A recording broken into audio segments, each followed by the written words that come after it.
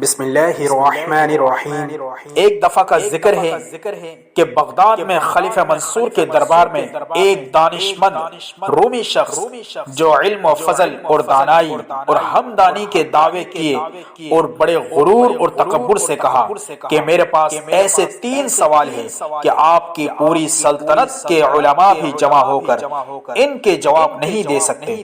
خلیفہ منصور حیران ہوا، اس نے اعلان کرا دیا کہ علماء عظام، ائمہ کبار اور بڑے بڑے فقہاء جمع ہوئے۔ امام اعظم ابو حنیفہ بھی تشریف لائے۔ رومی دانشمند شخص نے اپنے لیے ممبر رکھوایا تھا۔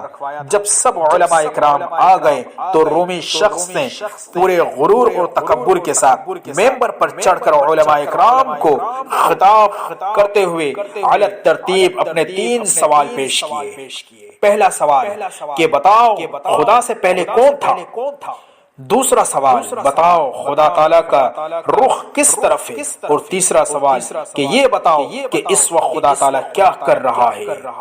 واقعہ بظاہر پریشان کن سوالات تھے۔ پورے مجمع پر ایک سکوت طاری تھا۔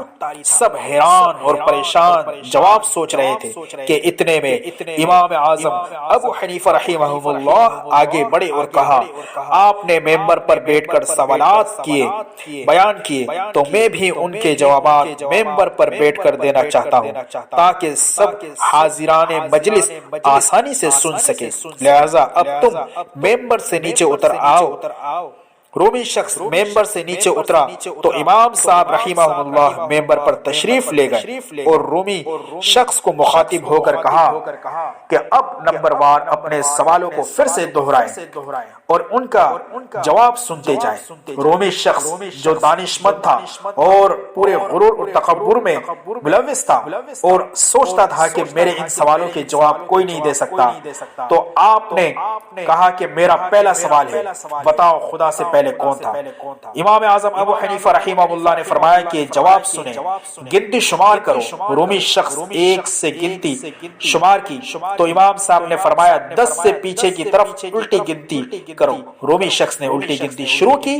جب 1 پر پہنچا تو امام صاحب نے ان سے کہا کہ 1 سے پہلے گنو۔ رومی نے کہا 1 سے پہلے کوئی گنتی نہیں، صرف 0 یعنی 0 ہے اور کچھ نہیں۔ تو امام صاحب نے فرمایا 1 سے پہلے کوئی نہیں تو پھر 1 خدا سے پہلے بھی کوئی نہیں ہے۔ دوسرا سوال بتاؤ کہ دوسرا سوال بتائے کہ اب بتائیں کہ خدا تعالیٰ کا رخ کس کی طرف ہے؟ امام صاحب نے فرمایا جواب میں کہ ایک شمع روشن کی اور کہا بتاؤ اس کا رخ کس طرف ہے؟ اس شخص نے کہا سب کی طرف۔ امام صاحب نے فرمایا کہ شمع ایک مخلوق ہے اور اس کی رخ کی تعین سے آپ بھی جیسے دانشمند بھی عاجز ہیں تو خالق حقیقی کی رخ کی تعین بھی بیچارے عاجز بندوں کا کیا دخل ہے؟ بہرحال خدا کا رخ سب کی طرف ہے۔ اب بتاؤ تیسرا سوال۔ تو اس دانشمند شخص رومی نے فرمایا کہ اس وقت خدا کیا کر رہا ہے؟